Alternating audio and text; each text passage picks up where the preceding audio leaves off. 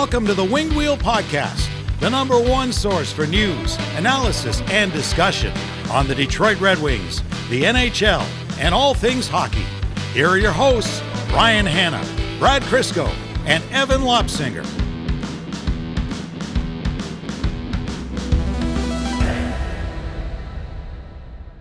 That performance last night was one of the biggest F you, just watch me, you like that, Kirk Cousins screaming in the tunnel, like vengeance dagger performances I've seen in the NHL in a long time. You don't get solo, storylines in the NHL a lot, but Mikko Rantanen just decided, no, we're not losing Game 7. Almost completely by himself. For the most part of that story, I genuinely, based on what we talked about before we started recording, I didn't know if that was a Rantanen story or you're going to another Evan Pickleball story. Yeah, that's right. That's what the overtime is for. The Patreon exclusive overtime this episode it's gonna be an interesting ride.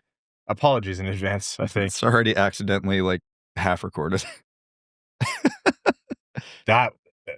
That's an all-time performance. If Dallas does not win the Stanley Cup now, it feels like it did that performance a disservice. It's got to be Dallas, Carolina for the final dagger for Rantanen in the finals now, right? That's what you need. Can you imagine being an Avs fan watching that? And the fact that it was Drury who took that holding penalty too, there's not much for Red Wings fans to cheer for. And I know the rivalry is dead now between the old Western Conference foes, but with Colorado being the biggest one, you do, when they go down, you're like, yeah, you know what, that does bring a small tickle to my heart. And there's a couple crazy stats that just came out of that game in general. Pete DeBoer is now something like 9-0 in Game 7s, which insane. But even on the other end, Colorado has lost 7 Game 7s in a row, going all the way back to 2002. That's back to Detroit. Which is the same realization we had when we realized Detroit started that streak of misery for them. That's incredible. So that is a devastating stat for Avs fans. In the year 2025, we somehow managed to shoehorn the Red Wings into a playoff stat. It's very Leafs-like behavior. That it is. Yeah, I just pulled that up. The Avs are the first team in MLB, NBA, and NHL history across those three to lose 7 consecutive Game 7s. Wow. Bednar, head coach for the last 4, I believe. Oof. DeBoer, I don't know. That's dog behavior. That's him as a coach. Whatever he's doing before, every coach needs to replicate it. Because 4, 5, 6, all right, maybe that's just a run of luck, a coincidence. That many, he's definitely doing something that no other coach is doing. But mind you, I don't think he's won a cup in that time, though, has he? Hockey's weird, man. Weird sport. Rantanen put on a show, so at least it's entertaining. All right, folks, back to the Red Wings. As usual, we will make this about the Red Wings. Welcome to the Winged Wheel Podcast. Here to talk to you about all things Detroit Red Wings hockey, the world of the NHL, and lots more. I'm one of your hosts, Ryan Hanna. I'm Brad Crisco. And I'm Evan. On this episode of the Winged Wheel Podcast, we're going to be talking to you about the Red Wings offseason and our priorities as to what we think should happen for Steve Yzerman in the Red Wings. We're going to be talking about some potential interesting targets, names that have come up in the past outside of the major ones. We're going to be giving you a preview of the draft lottery that's taking place on Monday evening and more before we get into NHL and playoff updates, what's happened in the Stanley Cup playoffs on and off the ice for the NHL, the U18s, our prospect profile, and more before overtime. Before all that, very quickly, the Winged Wheel Podcast is primarily supported by our Patreon supporters, patreon.com/Winged Wheel Podcast. If you want to support the show, you get access to benefits like our bonus overtime episodes, which we record right after these main ones. And not only do you get any questions that didn't make the main show, more stories, you also get bloopers, outtakes, stuff from pre and post recording that I will throw in there. It's a good time. You also get access to our Patreon exclusive Discord. Additionally, you're automatically entered to all of our giveaways. We give away 2 tickets to every Detroit Red Wings home game in season directly to our Patreon supporters, and we have more coming up in the off season for our patrons. So again, patreon.com/Winged Wheel Podcast. All right, the Red Wings off season. We've been talking about it. We're going to continue to talk about it. This isn't the first time we've mentioned anything like this, but there's been a lot of conversation about what needs to happen for Steve Yzerman and the Detroit Red Wings this off season. It's also the NHL, right? You don't make a laundry list of things and it's 25 moves long and a ton of players coming in and a ton of players going out, and that's how it goes. It very rarely happens this way. The cap is pretty firm relative to other major pro sports leagues. So it's not going to be everything is going to happen that you want to happen, right or not. So the question for us three right now for today's show is, what is your number one priority? It could be a single player. It could be a area of focus. But in your mind, what has to be the number one priority for Steve Yzerman and the Detroit Red Wings this offseason? Scoring. Full stop, scoring. I am well aware that the goaltending is painfully average on the positive side of that statement. I understand the hole at right D. I understand the hole at left D. But we saw time and time again how much extra work the defense has to do because this team cannot ever get a sizable lead. They cannot hold offensive zone time, and it's putting an unnecessary workload in the defensive zone. Obviously, if you want to narrow that down to a single thing, they need a top-line left winger. Like, full stop. Obviously, the dream's Mitch Marner, but there's about 4 or 5 other names on the market that would suffice in that role. And you can go through your preferences, and once we get to the details, I'll go through the names that I absolutely want. But that is priority number one with a bullet, stamp it, write it in pen, write it in Sharpie, I don't care. Until they solve that problem, it creates a lot of trickle-down problems down the roster. Again, we saw it last year. The Red Wings could have had possibly a passable third line once Andrew Kopp got hurt, and a passable second line with Marco Kasper on the second line, if they didn't have to pull someone off the third line to put him on the first line. Because not only is that first line weaker because you have a Berggren, Soderblom, Rasmussen there. Well, those guys, you can argue about Rasmussen, would have been plus players on the third line and contributed there, but they couldn't because they were filling a bigger role. So obviously, that's the biggest hole. I would like to see some depth scoring added. I understand you're not going to replace 6 of 6 bottom 6 forwards. If they can get 1 or 2 in there that can contribute offensively somewhat regularly, I would also consider that a pretty big win. I hate that I agree, but you look at the way the games go, and there's just too many games where the Red Wings kind of did enough in terms of staying alive defensively, or goaltending was fine enough, but the 5-on-5 scoring just wasn't there. And that was even helped. Like, you look at that power play. Are you banking on having the 4th best power play in the league again? I don't even think the Edmonton Oilers with their firepower is going in and banking on having a top 5 power play every single year. So my defenseman heart wants to say, no, Brad, like, it isn't as big of a priority. Maybe it's a 1B thing, but it is 1A. I will say it doesn't necessarily have to be a top line left winger, but some kind of configuration that can open up if you move Kasper to the wing and someone else is in that center spot, or whatever you have to do. It's all a slotting thing. Yeah, you could put DeBrincat there, and then now you're finding a second line left winger. But hey, if you shoot for the moon. And there's a not ideal case, but still sufficient scenario here where you are really batting well in depth moves in your bottom 6 that pushes guys up and allows you to move things around. It's not as ideal. I know that when you get into the details, you're still not going to be perfect up top, but the bottom of the Red Wings forward lineup really exacerbated the issue up top because they did nothing last year, essentially. So with some more depth scoring, this wouldn't be a 1A for me, but I think you're right. Secondary to that, though, and I would love to find some justification to make this a priority, you still need help on defense. Last year was better because of Simon Edvinsson. Simon Edvinsson was effectively a rookie. He wasn't a perfect defenseman, but by God, was he great for what they asked him to do.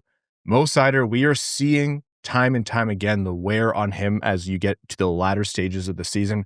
The guy hasn't missed a game, but it doesn't mean he hasn't been hurt. How many times do you see him skate off shaking something or going down the tunnel and coming back? Like, that's a lot of leg to take a puck to, for example. By the way, Mo Seider, captain of Team Germany. Awesome to see, Captain Mo. You still need help in your top 4. You need to push Ben Sherratt down the order. You need to not need Albert Johansson as a second pair option. You would just like to put him there sometimes when you want to. I know help is coming on the right side, but if that's not ASP next year, they need an option that isn't Jeff Petrie as your second pair right D. Jeff Petrie can be your 6 or 7 guy. That's fine. You can't have him on your second pair. You can't have Justin Hall there. You need to find a top 4 defenseman, at least one of them that's a true top 4. And you will still have work to do on defense. We've talked about it. You still need to put Sherratt further down the order. You still need to not have to play Gustafsson or if they re-sign Petrie or whatever more than you want to, but just one is a start because the cascade effect and how much it'll help Seider and Edvinsson and others is huge. Yeah, I agree with both of you guys. I think the forward group is a little bit, other than getting a top line left winger, I think the forward group is very easy to go out and find players because bottom 6 forward group on the Red Wings could be replaced by almost anyone, and I think it's an improvement. So I think you can easily find free agents there. Obviously, when you try to go big game hunting for a Marner, a Tavares, an Ehlers, maybe even a Michael Granlund, that's when you're starting to really battle against other teams and the prices start to go way up. So that'll be the tricky area, I think, for Steve Yzerman in this offseason. And then the defense, it's exactly that. It's who your horses are. You got to get guys who can eat some minutes and are somewhat competent, because what we saw this year, they can't run back with. It's just, that'd be asset malpractice. And how we get here is important because the Red Wings have a bunch of cap space as it stands right now. But then you got to factor in the mutual interest between the Red Wings and Kane. That's going to eat up a chunk of it. And all the holes they have on the roster, like if we're being honest, even the most optimistic, you're not going to fill them all. You're just not. You're not going to go out in free agency and find 2 or 3 bottom 6 wingers, a top line left winger, a top line lefty, and a second pair righty. It's just not going to happen. What I really want to see from this offseason, I don't want more addition by volume. Oh, look, we signed 6 of these depth players. Maybe a couple of them work out. I'm so sick of that. Go for your top line left wing. Go for a top pair-ish, call it top 4 lefty and a top 4 righty. If you strike out, you're almost better off not doing much, right? You don't want to eat up future cap space for another Comfer, Rasmussen level player, if that makes sense, right? Because obviously the goal is to take a step forward this year, but the ultimate goal is to win a Stanley Cup. So if you don't get a Marner and you don't get a Brad Marchand and you don't get a John Tavares, but you get a Nikolai Ehlers, huge win. If you don't get any of them, you're better off standing pat and finding some guys to just plug in on like a 1 or a 2 year contract rather than going out and paying, again, another third liner $5 million for 5 years. That would be the single biggest mistake this team can make this offseason. And that also applies to the defense. If you're getting a Gavrikov level defenseman, yeah, you're going to have to pay. He's one of the best defensive defensemen in the league. But if you don't get him, what's a Dante Fabro going to cost you? 3x3? Yeah, that's a fairly solid backup option, right? And it's still incremental improvements without damaging the future. Because we keep talking about, yes, the Red Wings are in a terrible salary cap contract spot now with a lot of guys that they have. Almost all of those guys are coming off the books in the next 2 years. So the last thing you want to do is add to that going past the next 2 years. Yeah, but I think Yzerman had a phase there where he really wanted to bring the team up to the level they are now, and we've not minced words about how we feel about those individual contracts at different points, and they've aged in different ways. But I don't think he's in that phase now anymore. Before it was you needed to get meat and potatoes on the plate, and yeah, you aimed for Wagyu, but they ran out at the store, and you got a New York strip that looked a little dicey, but that was your best option. Weird analogy. I don't know why I picked that one. I've never made that in my life, but we're all going to live with it staying in. He hasn't done that. Like, I haven't seen him want to do that by volume. The tendency of late has actually been not wanting to do term. That's why they didn't do Stamkos. That's why they didn't do, a Marchand or a couple other key free agents who got a ton of money in term. And so I don't think you're wrong, Brad, in terms of you can't do that, but I don't see that being a risk here unless it's one of the big names, because they also don't have space to do it either, right? No, but that doesn't mean they shouldn't, because thank you for leading into the next point I wanted to make. That 21, 22 mil, whatever it is, that evaporates quicker than you realize, right? You re-sign Kane, call it 4 mil, you're down to 17. You do land a big free agent, now you're down to 10, and now you're looking at all these RFAs and roster spots that you got to plug, and it's like, man, that's a big ask for that amount of money. But that's if you don't buy out Hull.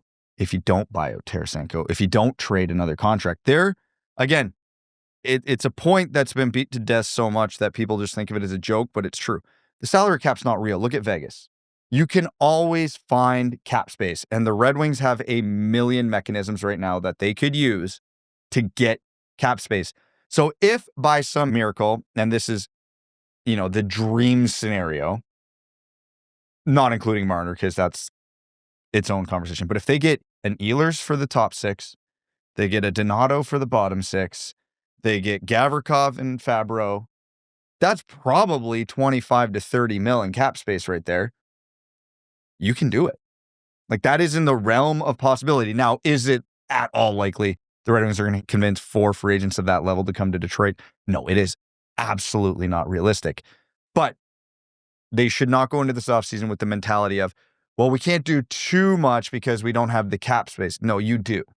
You just might have to make some tough decisions. And like I said, buy out a couple players. Maybe you trade a cheaper contract for 2-3 mil with like a 3rd-round pick to free up more space. Like, there are always options. So that is just the point that I ultimately want to make, was go big game hunting and don't stop till everybody has said no. Okay, here's a target, and it's a name we've brought up, Isaac Howard, because it was confirmed publicly by Tampa Bay that their expectation is that they're not going to sign him. So they can either wait it out and they get a compensatory draft pick. Was that a late 2nd-round pick? So yeah, you have to offer at least that, and you're in Tampa Bay's division, so if I'm Tampa Bay, I'm not taking a 2nd and a 7th. I'd rather just let him walk, Whatever. Isaac Howard, who just won the Hobey Baker over the likes of Zeev Buium and Ryan Leonard with Michigan State. Red Wings will be very familiar with his game, plays in the backyard. He'll be very familiar with Detroit and the state of Michigan. Can't pretend to know, how he feels, but if he's transferred to Michigan State and succeeded there, playing with Trey Augustine, there's already a connection there to the Red Wings organization, tangentially a little bit. Is Isaac Howard a target? Because it could be a top 6 left wing. He would be green, he'd be fresh, no pun intended, but that could be an answer for the future. Yeah, the Red Wings are in a position they have to take gambles like this. Am I giving up a 1st-round pick for Isaac Howard? No, probably not there yet. I don't think the Red Wings are in a position to give up 1st-round picks until they are consistently picking in the 20s, which, even with a good offseason, is by no means a guarantee next year. But are you giving up a 2nd-round pick, which the Red Wings' 2nd-round pick would be better than what Tampa would get in a compensatory pick? Plus, yeah, of course you're going to do that. Like, you're not just outbidding the compensatory pick, you're also outbidding the other teams that are going to definitely be making offers. So if you're the Red Wings, you got to look at your positions of strength in the prospect system and where can you afford to lose. And right now that's probably on defense because they don't have a lot coming up forward-wise. So if Tampa calls and they're like, we will take your 2nd and Wallinder every day of the week. Yeah, Detroit should absolutely do that. Now, obviously, they're going to aim higher to start, and you can make your own assessment on where on that prospect pool you would be comfortable going all the way down to for Isaac Howard. But we just had a long conversation about the Red Wings' biggest problem being scoring. With Isaac Howard, there are questions about how his style of game will translate up to the NHL level. So he is by no means a slam dunk. Talk about what style of game he plays for the listeners. He's not small, but he's not huge. He doesn't play a heavy style, which is, when we're talking about the Red Wings and preferences, he's not what you would call their stereotype, but he's extremely smart, wicked shot, highly gifted offensive mind, and okay skater. Like, not anything to write home about, but he's one of those guys who, when he gets the puck on his stick in the ozone, can make things happen. Like, Isaac Howard is the exact type of player you want learning from Patrick Kane. Like, that is the style of game that Isaac Howard will have to master at the NHL level to be a top 6 forward. So who better to learn from? We saw what happened with Lucas Raymond, not a 1-to-1 comparison, but there's an advantage there. So I think if he hits, it's only as a top 6 forward. He does not have like that grit grinder type of game to him. So you're swinging. But that's what the Red Wings need to be doing right now. And he's one of the things they're exactly lacking. He scores. He creates offense. That's his entire brand. So yeah, since he is on the market, the Red Wings should absolutely be inquiring. And the big thing for Isaac Howard was he wanted to be in the NHL as soon as possible. And Tampa basically said they weren't interested in doing that right now. So with the Red Wings, he would be able to jump in day one and likely be able to provide more than what some of the forward group are already doing. So I think it makes a lot of sense. All the connections make a lot of sense as well. It's just going to come down to what the price would be. And it'll be very interesting to figure that out because of the compensatory pick and in division and what other demand is from other teams. Yeah, the Red Wings should be all over it, but it's always going to depend on who else is in and around Tampa on this as well. And to put it out there, like I think the talent is there. I do, but it's not a slam dunk. Like the floor here is bottom six winger who has skill but can't put it together and doesn't have the skating or the physicality or the space or whatever, et cetera, to hang in the NHL, right? Like the Red Wings are no stranger to that. They might have one in Berggren right now, right? Like we'll see how his career rounds out and where he's able to stick. But that is like there's a potential here that Isaac Howard isn't a top six forward. Because if you're Tampa Bay, like think about it critically for a second, Tampa Bay would love cheap ELCs to play in their lineup and be effective right now. So why aren't they coming to an agreement with him? Why can't they just right now promise him, hey, you're going to be in our lineup next year, and he'd be happy with that? You don't know what's going on in the background with, agent wanting assurances of, hey, he's not going to spend a second in Syracuse, and Tampa's like, yeah, well, we just don't operate that way, so too bad. Maybe it's that kind of thing. You don't know, but you do have to have a little bit of pause of why hasn't he come up? Because you'd sure love if you're Tampa Bay to have had a cheap ELC to come in and help you out talent-wise. I don't disagree, though. Like, I think Isaac Howard has to be the kind of target because we bring up Marner, Ehlers, and, even getting to Marchand and Bennett and those guys. Like, everyone else is talking about that for their teams, too. The Red Wings are not likely to win on even one of them. If they do, it is a statistical win for them. So you have to search elsewhere and you have to be prepared to pay if you do believe in a guy. So if you look at him and you're like, yep, I think he's a guy, you got to start to go for it. And it brings up one more question, which is we talk a lot about the top six needs more scoring and some talent to help out. And it's not like the top six is devoid of talent, but they just need that one other cog that pushes some more talent down. But we also talk a lot about this team lacks the ability to hang physically. They lack a little bit of physical identity. How many Ryan Leonard types do they have? They have Marco Kasper up there, but do they need more? Is the answer for that in their top six? And so if you bring in not a big guy, and even going into the big names, like we talk about Mitch Marner, he's not going to come in and make a physical difference on your team. The opposite. So do you try to find someone who checks both boxes at two birds with one stone kind of thing there? That would be ideal. Doesn't exist in any sort of meaningful capacity in what's available right now. Unless you think Sam Bennett's career year is going to be the next 4 or 5 years, which I don't.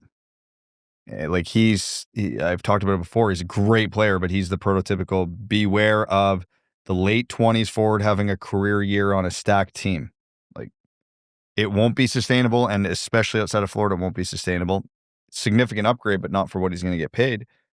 I don't know. If I'm looking at the hole in the top six, all things considered, and I factor in what's available and what's the style that would best work for what they're trying to do, I've kind of zeroed in on Nikolai Ehlers at this point.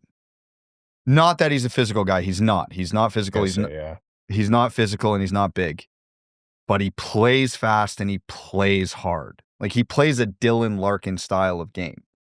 So if you can't have a super physical, imposing top line, if you got 3 high skill players who can play very fast, it keeps the defense on their heels and prevents them from being able to run around because you allow your pace to torch them, right? Like, we've always talked about it. How do you beat a big physical defensive defenseman? Well, 9 out of 10 times speed. So I think if you wanted to kick the can down the curb and take a Marchand on a 2-3-er thing again, but that's small.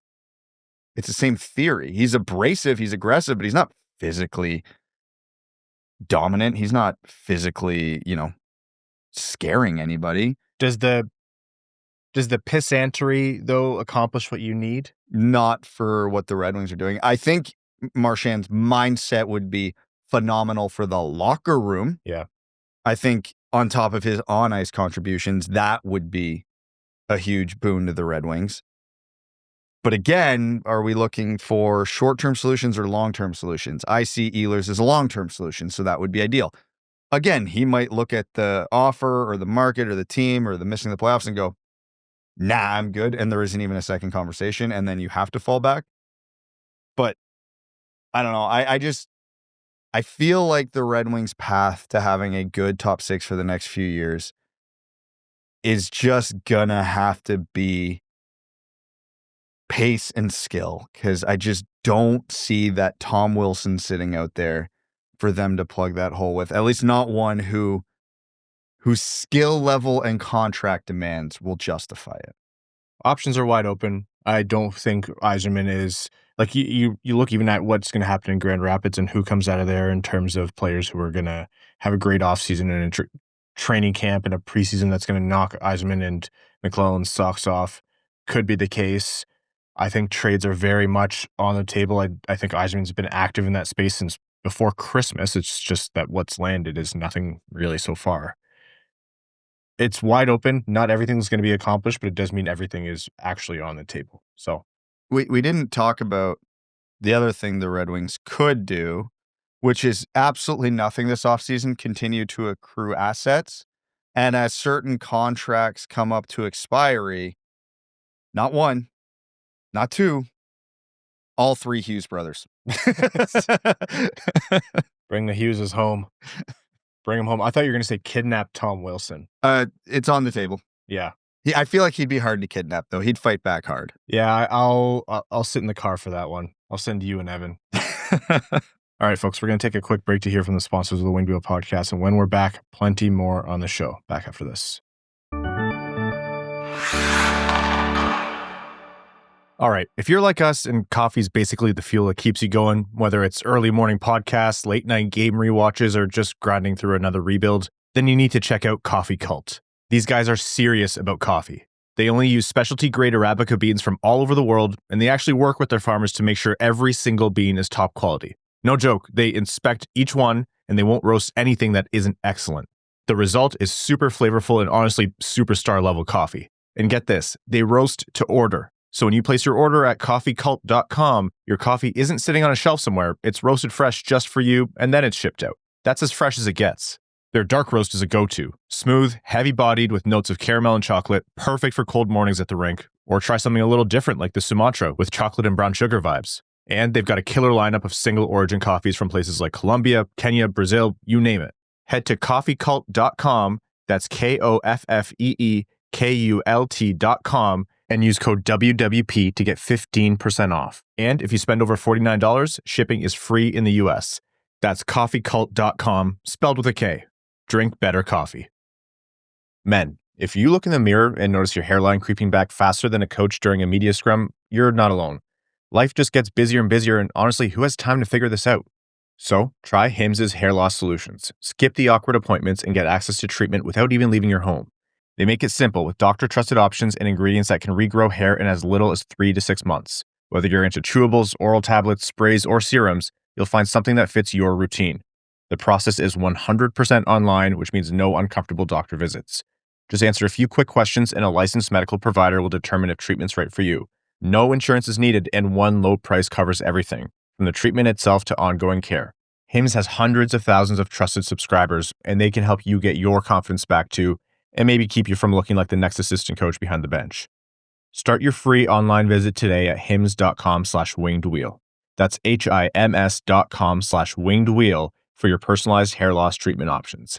hims.com/wingedwheel. Results vary based on studies of topical and oral minoxidil and finasteride. Prescription products require an online consultation with a healthcare provider who will determine if prescription is appropriate. Restrictions apply. See website for full details and important safety information. Welcome back. The Stanley Cup Playoffs, folks. We talked about it at the top, and we're going to start with this now. How do you do anything other than Colorado losing a 2-0 lead in the third period to the Dallas Stars, who had no Robertson, who had no Heiskanen, and a Mikko Rantanen who has heard from every angle all year that he was a merchant of McKinnon and McCarr and wasn't worth it and wasn't worth the money. And, he didn't fit in Carolina. Now he's hearing it from Carolina players and comes in and was already having a fantastic series for Dallas against Colorado. But his second consecutive game with a 4-point period, this time with a hat trick and an assist on the game winner to steal Game 7 out from when it looked like they were going to lose. Unbelievable performance. Was it 11 points in the last 3 or 4 games of that series? Like, that's mental. Like, That's regular season stuff. that's like man on a mission. And I don't know if it took him a few games to realize, oh, this is a playoffs. Oh, I'm playing Colorado. And then he's just like, all right, time to destroy some worlds. It was like, I couldn't wrap my head around it. It just kept happening. And I'm like, there's no way. There's no way. There's no way. And then I saw him on the breakaway at the empty net for the hat trick. I'm like, of course. They're already throwing hats on the ice before it even scored. What a moment. Like, I'm not going to sit here and celebrate the Dallas Stars, but that's an unreal moment. The hat's in the air before the puck's in the net. That's sick. That's phenomenal. And then you look at it, big picture with the Stars. If Heiskanen and Robertson come back, they're rested. Mm-hmm. Everybody just went through a 7-game war against Colorado, and whoever they end up playing is whether it's Winnipeg or St. Louis, is going through a 7-game war of their own. Like, the Central Division is a nightmare to come out of right now. But if all of a sudden you get a Norris-level defenseman back and a 100-point scorer rested against let's call a spade, what will be a weaker opponent than Colorado, man, Dallas is sitting just about as pretty as you can in that division right now. I thought the injuries would be too much for them, and I thought Colorado was well poised. And I mean, they were, like 15 or whatever minutes away from doing it. But I thought, no Robertson, no Heiskanen. How do you lose your best defenseman and then win the series against the Colorado Avalanche? They came into the playoffs in a terrible position, too. Like, oh, God. They had lost a bunch of games in a row. They just had no real identity, no mojo at all. And they were somehow able to scrape out a series win against Colorado. It's crazy. Didn't they in that stretch blow a 3-goal lead against Vancouver in the final minute of the game too? Yeah, yes. It was a pretty terrible loss. Like, more proof momentum doesn't mean anything once the playoffs start. I think they said Rantanen is the first player ever to have a hat trick in a period in a Game 7 in NHL history. Yeah, I'd say he was well worth it.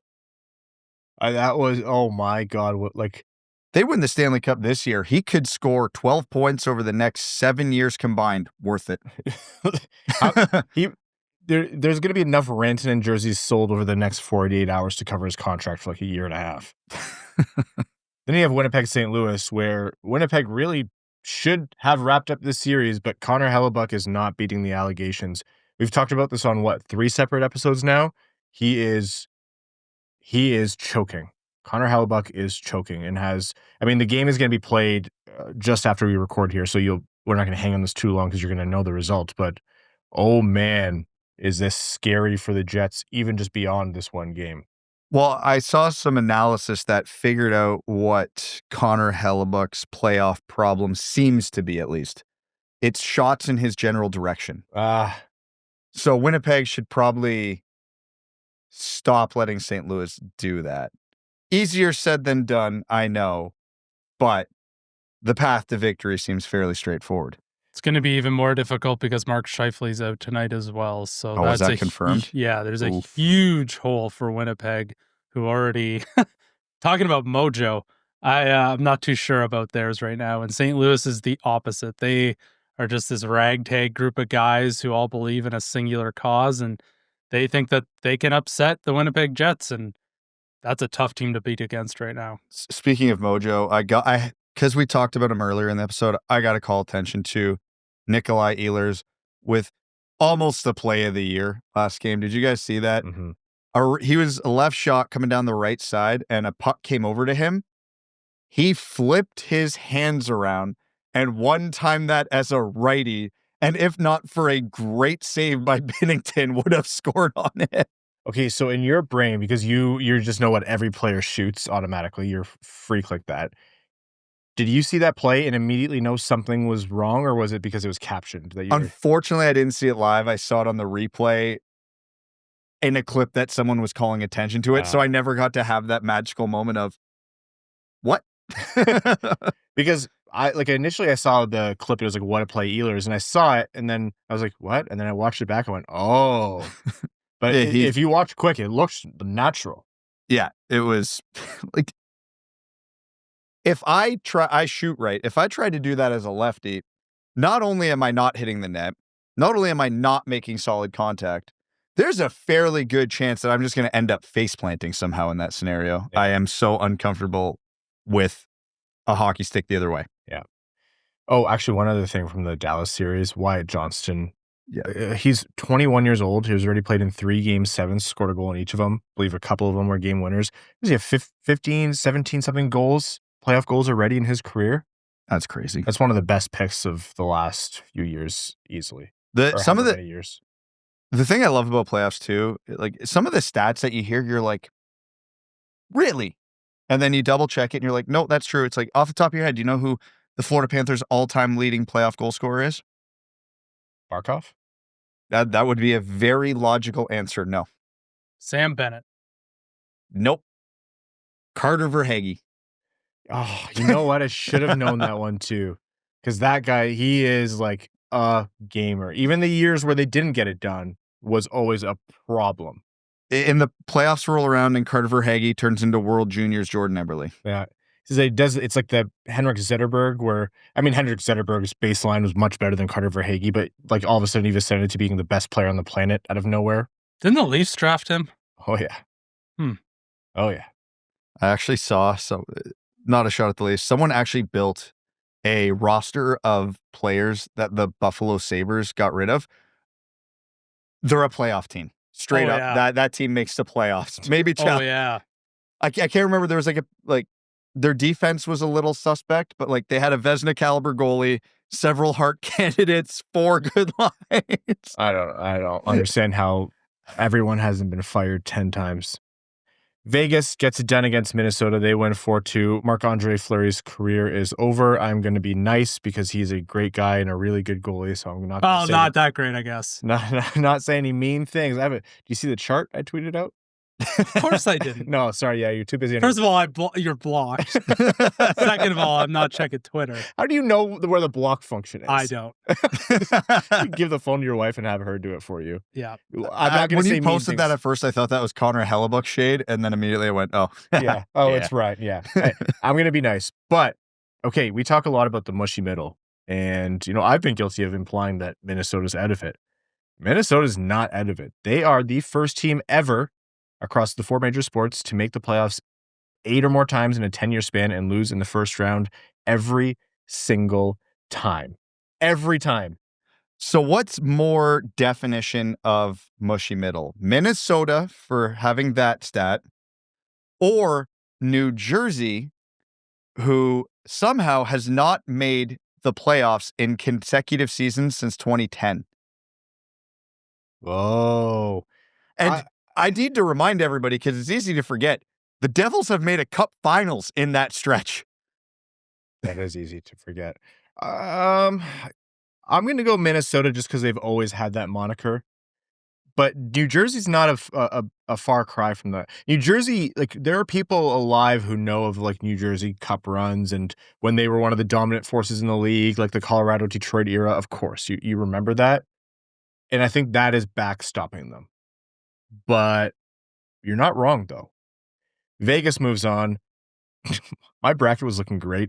And then Tampa Bay lost to Florida in 5 games. And I was like, okay, well, Tampa Bay was in the finals for me. That was stupid for Galaxy bringing that one. Thank goodness Vegas moved on because they were my cup winner. But now Vegas-Edmonton. Edmonton, who does it in 6, wins 4 straight games. That coach's challenge is going to haunt LA forever. This is what we were talking about. Even when Edmonton looks bad, they have problems on defense. They have problems in net. You have Calvin Pickard in net, a Red Wings alum. And they still win because it's McDavid, Draisaitl, and whoever else.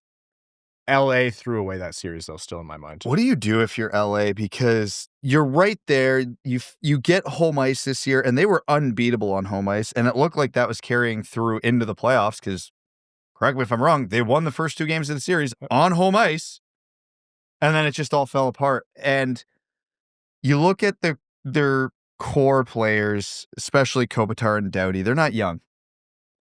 But then they have enough good young players to keep you interested. So you can't rebuild, but you don't have enough ammo to go get superstars to really amp up. Like, what do you do?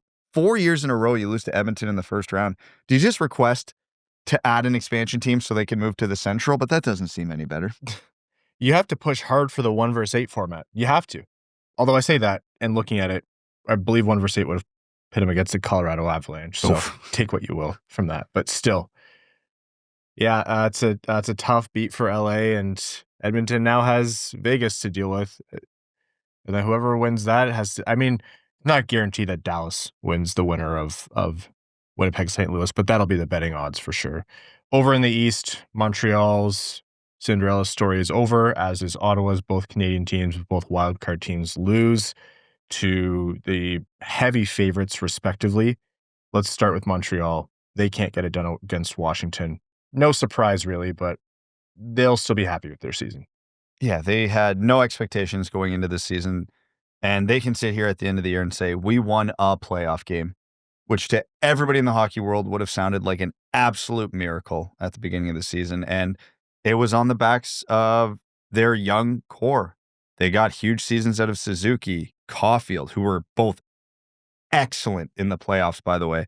Obviously, the emergence of Lane Hudson. Hey, if this Dobish guy's anything, they might have an answer in goalie too, with Jacob Fowler still coming through. Slavkovsky was good. Like, it's kind of like the almost what Detroit was, where Detroit got all the contributions from the players you wanted. Montreal just got it done. And so now both teams, but Montreal especially, can really ride that confidence into the offseason going, hey, if we add some pieces around the periphery here, we can make some noise quickly. Yeah, Montreal certainly looked like an inexperienced team to start that series. Mind you, they lost in 5 games, so they were the inexperienced team, but you could tell as the series progressed, they felt a little bit more comfortable, like they believed that they belong there, and all their young players were their best players. I am terrified of what a full season of Ivan Demidov is going to look like. I'm annoyed. That is going to be a problem for the Red Wings. So we'll see how the first 20 games of next year goes, if the playoff experience, the playoff belief really has been instilled into Ottawa and Montreal, because if they have been, the Red Wings are in a world of trouble. One thing I'll talk about. So Ottawa drops the series in 6 games to Toronto. They did scare the Leafs and every one of their fans because they won 2 after going down 3-0. So credit to them for that, as much as the Red Wings fans don't want to give credit. Like, they gave Toronto a good scare. Toronto did get it done, and you know what? Toronto got it done on the backs of guys who had previously made mistakes or have been called no-shows. Matthews, Nylander with clutch goals. Like, they did what they needed to do, and they dispatched a team they should have dispatched. I thought that series was closer than what it appeared to be. With how many games went to overtime? 3? Yeah, like 4? It was close. It was a lot closer than I think Leafs fans would like to reflect upon now, which I'm sure they will not, because they've got a juggernaut to worry about now. But Ottawa, I think, could have potentially won that series with a few better contributions. I didn't think Brady Tkachuk was all that impressive throughout the entire series. I thought he showed up in some moments, though. Yeah, but you can't show up in moments. moments. You're the captain, and again, everybody was hyping this guy up as, oh, just imagine this guy in the playoffs. Just wait till this guy gets in the playoffs. He's built for the playoffs. All theoretically true, not in practice.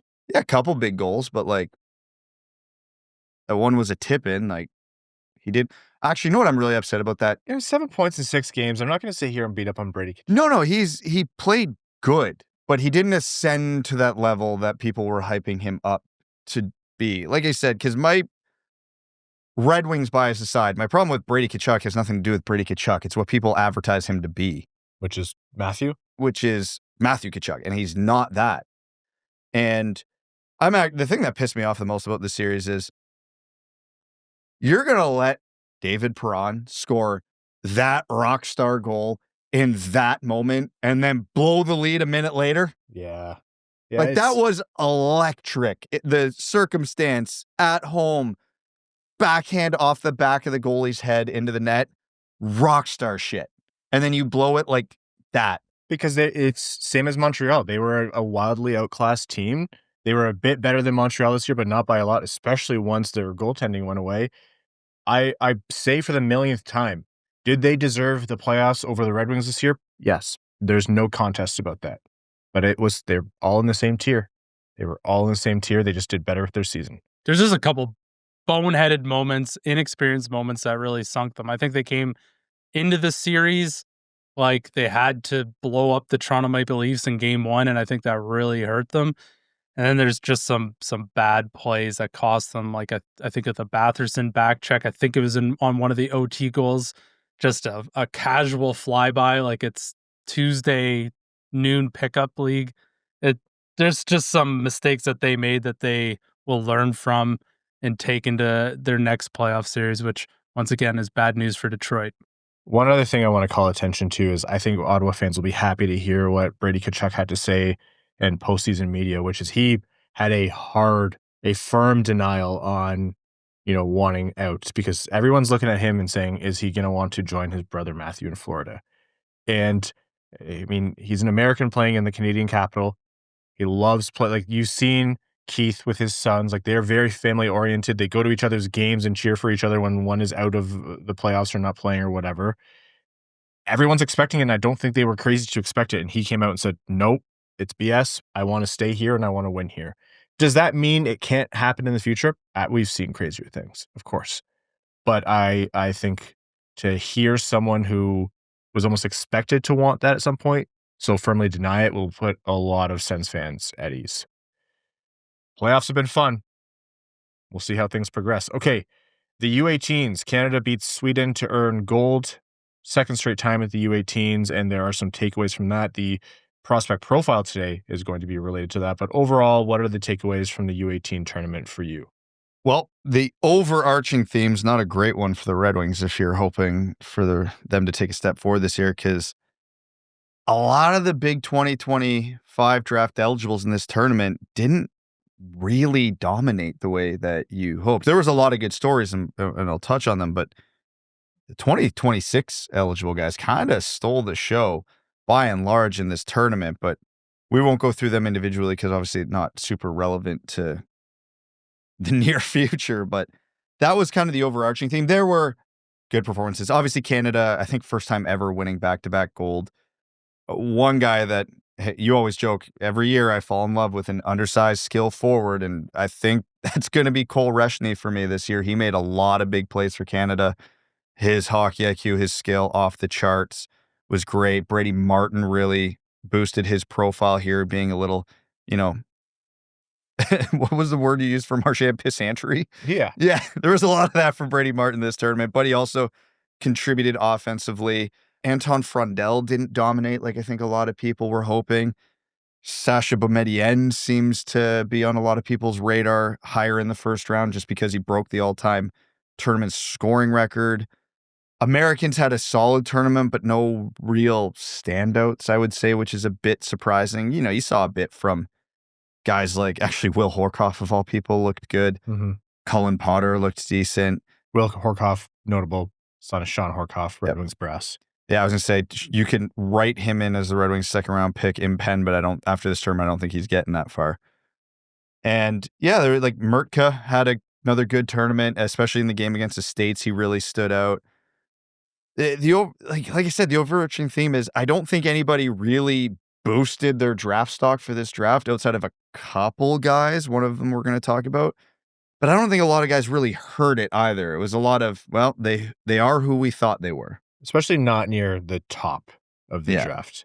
Which, not the tippy top, because most likely that's not where the Red Wings are drafting, but etc. Okay, actually, very quickly on the draft lottery, just a quick reminder, the Red Wings have the 12th best odds to win the draft lottery, but if they win, they can only go as high as second overall. Remember, you can only move up 10 spots. They do draws for first spot and second spot. So Detroit's odds are that they are going to end up, I'm looking at Tankathon here, they are at 85.7% odds of drafting 12th. 8.9% is their next highest odds, and that is to draft 13th. That's if a team from behind them jumps. 0.2% chance that 2 teams behind them jump and they get pushed to 14th.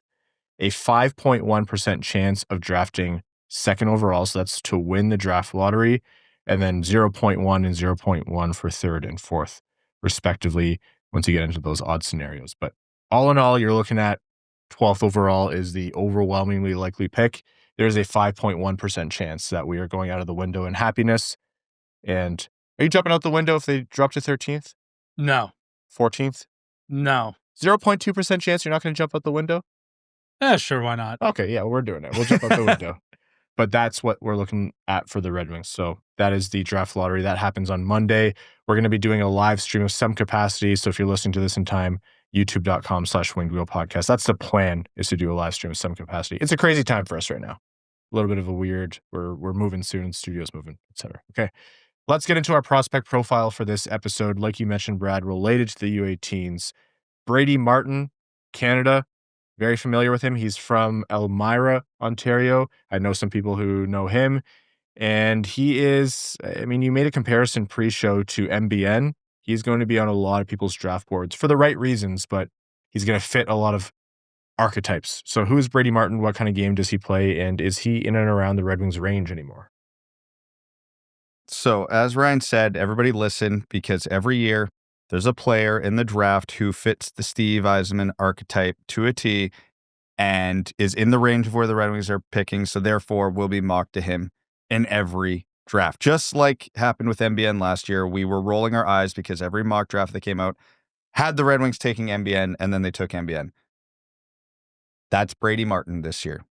The 200-foot, ultra-high compete, got that nastiness, that competitiveness, but also has some skill.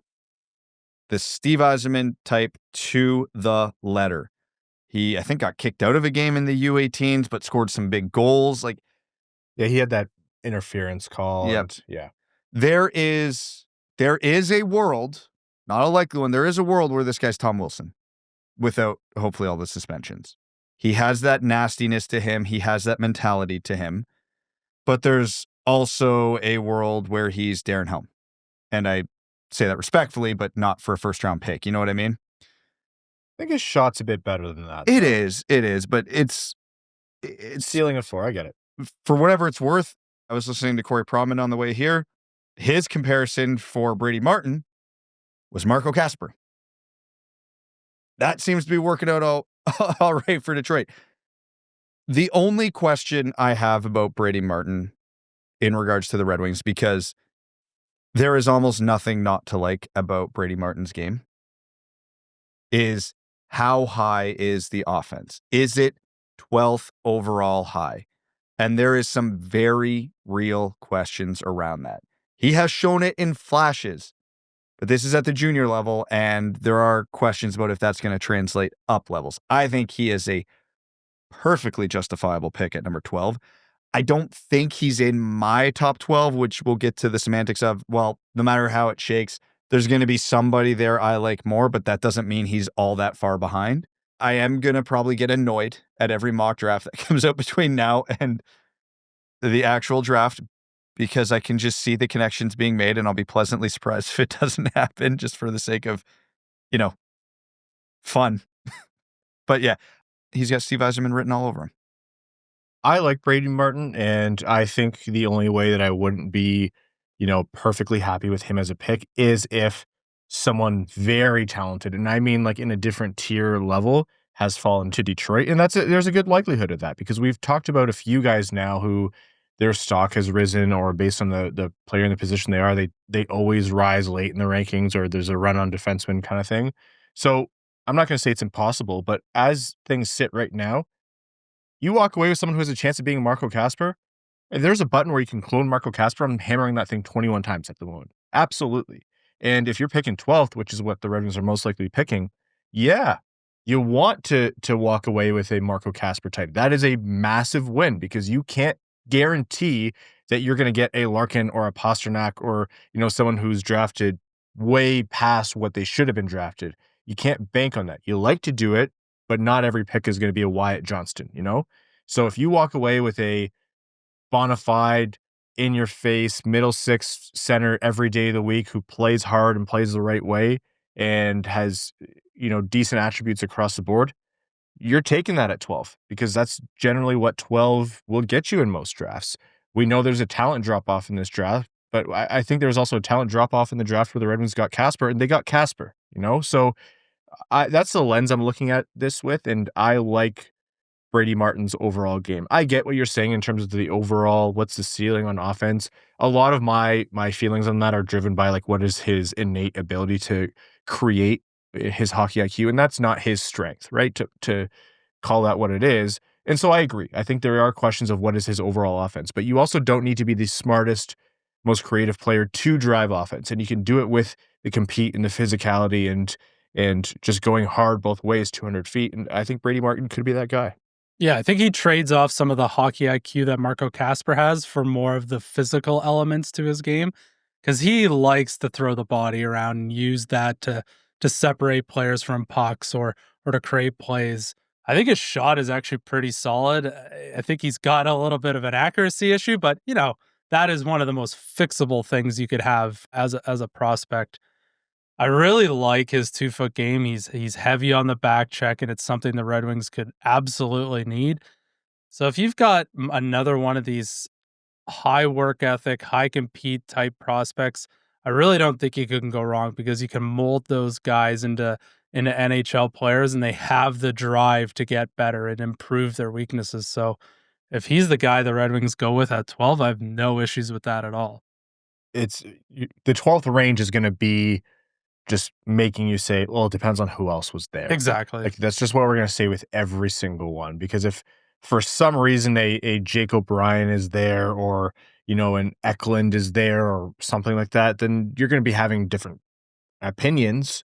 It doesn't change my thoughts on the player. It changes my thoughts on who I think the Red Wings should draft. Absolutely. So Brady Martin, I think, would be, again, going back to what we said in the Red Wings segment of what do they need with their forward group. They need a little bit more edge. They need a little bit more of what, Washington gets with Tom Wilson and is now going to get more of with Ryan Leonard. Yeah, like you need more of that. And if it's not on your first line and it's on your second or third, well, you'll take that every day of the week, especially from pick 12. It's not like you're picking fourth or fifth. So Brady Martin's an interesting one. Now, I think Brad's right, though.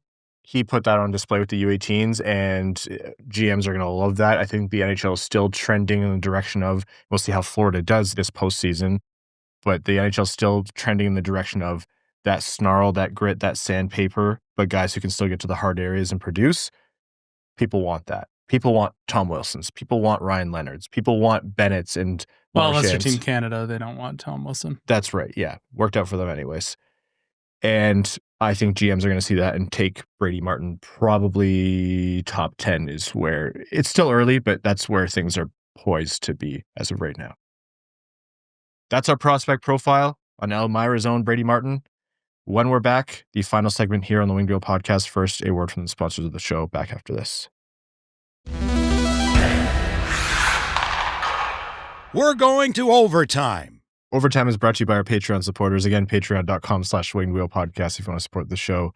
The bonus episodes, which I promise you are if you don't like them, then that's fine. Because we are stupid people, but they are fun. I'm genuinely curious which of our outtakes today are actually making it into the Patreon today. I might need a third party. I might need Mel to come in and give the objective analysis on this one. The Discord, the giveaways, all of that, and lots more. Again, patreon.com/Winged Podcast. Let's take some questions from our patrons. Jan says, very funny how all three Vezina finalists are more or less crapping the bed in the playoffs and not for the first time. Goaltending, what are you even supposed to do? 5 years from now, Costa might be the best goalie in the league, or he might play in Switzerland. How can you do anything but shrug your shoulders at this nonsense? This question, I feel like we need to defer to Prashanth. Because he's got some thoughts. But would you rather have a Hellebuyck who is a known Vezina caliber goalie in the regular season, but is still trying to find his form in the playoffs, or do the Red Wings goalie carousel that they've been doing for the next 10 years? I would love to have the Connor Hellebuyck problem right now. That'd be such a great problem to have. Oh no, this goalie that dragged my team to the playoffs is crapping the bed for the second straight year.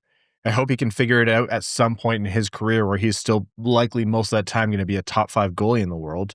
And if you subscribe to the theory that goalies are voodoo, then at some point he's going to figure it out. So, I mean, it sucks right now, and Winnipeg has good reason to be concerned. But I also don't think there's a better option. You're going to put Eric Comrie in net? Calvin Pickard's in net for the Edmonton Oilers. And they won a round. He's 4-0. If Winnipeg makes it through, who are you more confident in net? Hellebuyck or Pickard the rest of the playoffs? Connor McDavid. Statistically, he's going to stop more goals. Yeah, that's the answer. I have zero faith in either of those goalies right now, but I have faith for Connor McDavid to overcome his goaltending issues more than I have the Winnipeg Jets forwards. But just the goalie in net. Who do you think has the better goalie at that moment in time? Who's going to have less of a goalie problem in net? I'll solve this the Max Scherzer way. That was funny. That was funny, man. He did it like a bunch of times too. And the dry look on his face just straight. That ump missed like a ton of calls. Well, it wasn't even just that he missed a ton. 10 of the 12 that he missed in the first 4 innings were against the Jays. Yeah. So like Scherzer was right to be upset. But yeah, right now, genuinely, Pickard or Hellebuyck, flip a coin. I know that's a ridiculous statement, but man. I wasn't saying that in November. That this was something to be saying. Biggest idiot on the planet. Yet here we are.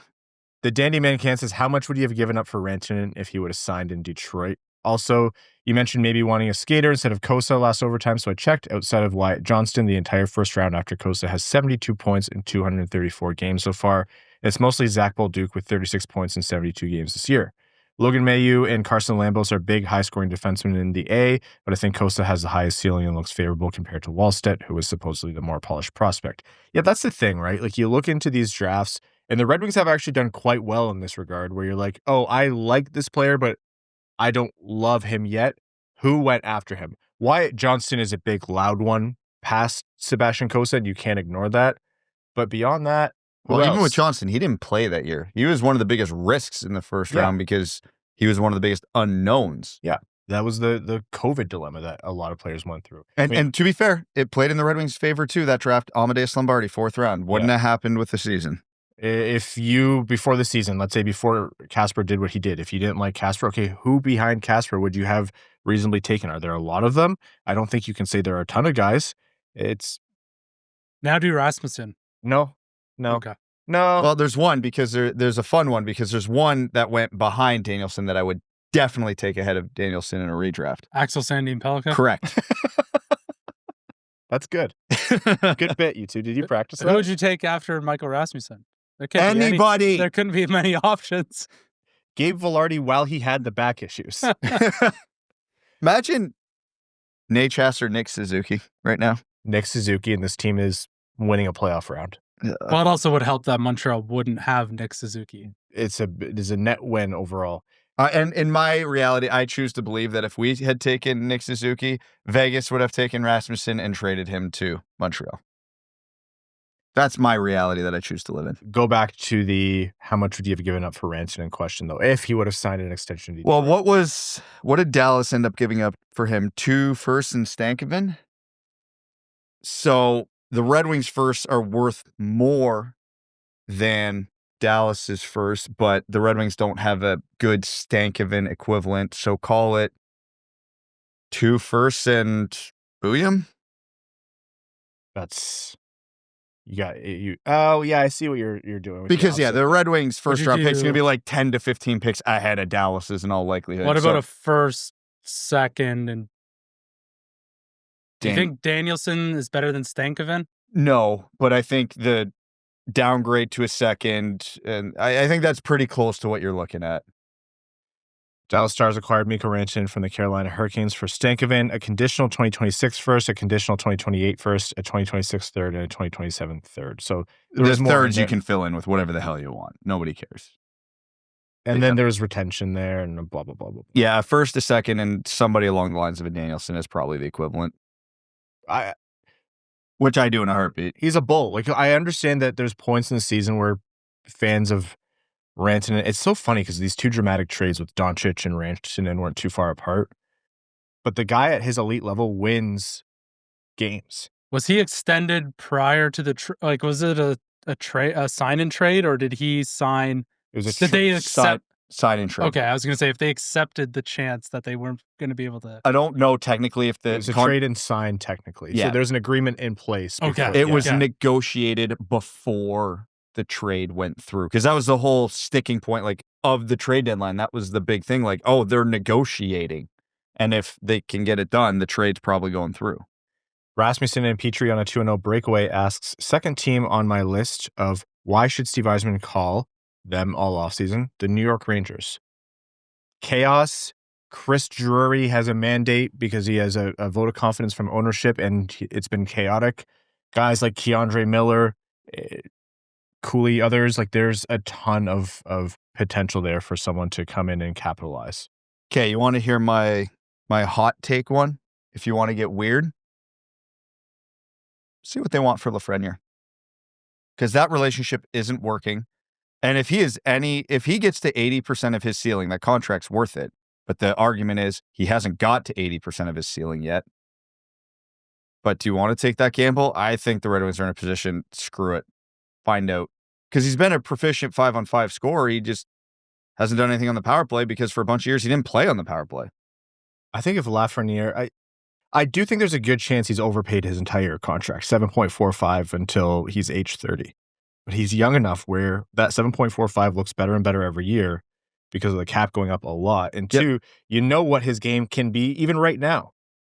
And New York is not a good environment to be playing in. He's not the only good player who struggled at points or for a lot of the season in New York. And you get him out of there. I agree, but that would be costly. That would be very team control through his best years, a ton of term. I think it would be costly, but I don't think it would be as bad as you think it would be, because I think the Rangers, with the position they're in, are going to need cap space. They're going to look to overhaul a little bit without, they're not rebuilding, so they're going to keep going for it. I think there's a reality where you could get him at not a bargain, but a reasonable price. What's reasonable to you? You're giving up a premium. Yep. So, I don't know what that premium would be. Protected first. Something like that, yeah. Top 15 protected first. Would you do Danielson? You think hard about that. Yeah, that's about the range you're looking at. But I think if you offered it, I think the Rangers would do it. I don't know. I don't know that you're necessarily going to be overhauling. New York never wants to dip out of contention. It's one of the prime locations in the NHL just by virtue of them being New York City. Dolan does not have the patience or the temperament for a rebuild as an owner. They remember that open letter, and then they got Panarin to sign there. They're going to try to cut corners, and it's worked for them in the past because they have cheat codes that other teams don't have. Other teams aren't New York City. LA has that advantage. For example, Florida has that advantage because they're good organizations in a nice weather, zero income tax state. But you can't really do that by giving away a 23, 24-year-old with team control who has the talent and has underperformed. How do you get better in that trade? Because Danielson, would that make you better? So here's the thing, and where I'm thinking about this from New York's angle, is I don't think the Rangers have a scenario where they get better from that trade, but they're the New York Rangers. They free up $8 million in free agency. They're getting an Ehlers, a Sam Bennett, a Marchand, a Tavares. If they go hard, they win those bidding wars. So I think that might be their mindset. And again, it might not be this offseason, but the Rangers go big game hunting, so cap space is always valuable for them. What do you think? I don't know. I was looking at their forward group, and there isn't a whole lot of guys who, inspire a lot of confidence. Obviously, Lafreniere could be the guy. Is he better than the development the Rangers have given him? That might be a worthy gamble for the Red Wings, but I think it would be somewhat costly to acquire him. Good friend Ryan from Blue Shirts Breakaways listening to this, punching me through his phone right now. Shut up. Hey, this wasn't our preferred. The question was, who are you calling the Rangers for? Well, there's not a lot of good options, so let's get weird. Weird and maybe stupid. They have a problem with Mika Zibanejad's contract, right? Yeah, but if you've listen to Zibanejad's availability. He has a no move, and he does not plan on waiving it. Good for him. Good for him. All right, folks, we're going to wrap up this episode of the Winged Wheel Podcast. We'll see where things go with the draft lottery. We're going to do a live stream of some sort. That's the plan. It's a bit up in the air. Sorry, this time around, we're moving the studio soon and just getting things ready. It's a bit hectic. And Evan and I have to tape Brad up in a James Bond style way and potentially torture him out of being a coach of maybe 15 fewer hockey teams. That would be nice. Just to start lightly. But we're going to be doing something. Thank you all so much for tuning in. Thanks for spending your time listening to the Winged Wheel Podcast. Greatly appreciate it. If you're a new listener, welcome to the show. And if you're a listener of old, hope you're enjoying yet another offseason that we think is starting too early. To all of our sponsors, we cannot thank you enough. And to our Patreon supporters, you're the people who make the show happen. Patreon.com/Winged Wheel Podcast if you want to support the show. And if you want to help us out, but Patreon's not for you, subscribe wherever you get your podcasts. Again, YouTube, Spotify, Apple Podcasts. Leave a rating, a review, the thumbs up, the likes, the stars. Tell a friend about the show. All of that really helps. And to our name level supporters on Patreon, we cannot thank you enough. Arjun Shankar, Yves Bartels on behalf of the Sarah Grand Foundation, Akefer, THL Champ, Samuel Soderholm, Jennifer Morris, thank you so much for your generosity. Icon, Glenn, Brabham, Sea Lion, Matthew M. Rice, Adam Rose, Adam Zuiza, Admiral Matt S. of the Cheesebag Navy, Alex Toger, Anna Sleeman, Asher Killian, Beer League Legend, Best James Bond, Bingo Bango, Carl Bertinen and Aluski, CB55, Citizen High Five, Clip Clop Nene, Connor Scovey, Craig Kibble, Denny's Gamer Girl, Derek Enstam, DJ Denton, Eric Hill, Give Blood Fight Probert, Grand Rapids Girly, Griffin God Creatives, Hatrick Sandine Pelka, Hockeytown Love, Hockeytown Matt, Hassam Al-Qassem, Jay Gollum, Jacob Turner, James McLean, a.k.a. Jambo, Jeff Pridemore, John Ingalls, Jonathan Miller, Kalen Wood, Mark Hernandez, Matt Keeler, Marty, Matt McKay, Michael Edlund, Mr. Kuzi, Now I Have to Learn How to Click on a Macintosh, Podgy713, R.A., Richard Perkins, Roy Donk, Sam Bankson, Slim Smitty Cards, Stephen Ortlieb, That's What I Appreciate About You, Tiger McDougal, Wallman's Elite Dancing D, Wings Fan of Chicago, Iser Plan Stan, Aaron Hudson, General Andy Bohan of the Cheesebag Army, A.A. Ron, Ads Off the Jerseys, Ads Off the Helmets, Ads Off the Ice, Capitalism as Buns, Marx Was Right, All Motor No Hands, Ann Stanislavski, Bellingham Acid Balls, Bex C.E. Hayes, Chris Folinsky, Clay Adams, Commander Ben Barron of the Cheesebag Space Force, Connor Layton, Corey Prida, Darren Fick, Drop the Puck, Dylan Larkin, Trade Sacrifice, Eric Nance, Evan Beckner, Evans Brown, Pomeranian, Evans Muse, Gene Sullivan, Grepsky, Griffey Boy, Hockey Fan, Joey Jojo Shabadoo, James Pridemore, Johnny Page, Jeremiah Dobo, Jim, JM Rhapsody, Josh Yelton, Just Your Typical Champagne and Oyster Party, Kevin McCracken, Quaz, Linda Hull, Lonnie Zone, Lucas Raymond, Matt Keeler, Mitch Minier, Ophelia, As Good As It Gets, Pissin' Away, Roy Mudbutt, Ryan M, Sandy P, Right Hand D, Steven, That Other Guy, The Hodag, The Hat 123, Trent Thorough, our good friend, Wings Fan St. Louis Scott, and your second favorite patron. Thank you all so very much. We'll talk to you Wednesday. Thanks for tuning in to the Winged Wheel Podcast. Be sure to visit wingedwheelpodcast.com, where you'll find links to subscribe to the show on Apple Podcasts, Spotify, YouTube, or wherever you get your podcasts. You'll also find ways to support the show, like Patreon, official podcast merchandise, and more. And don't forget to follow us on X at Winged Wheel Pod, at Ryan Hanna, WWP, at Brad Crisco, and at Hockeytown Evan, as well as Winged Wheel Podcast on Instagram.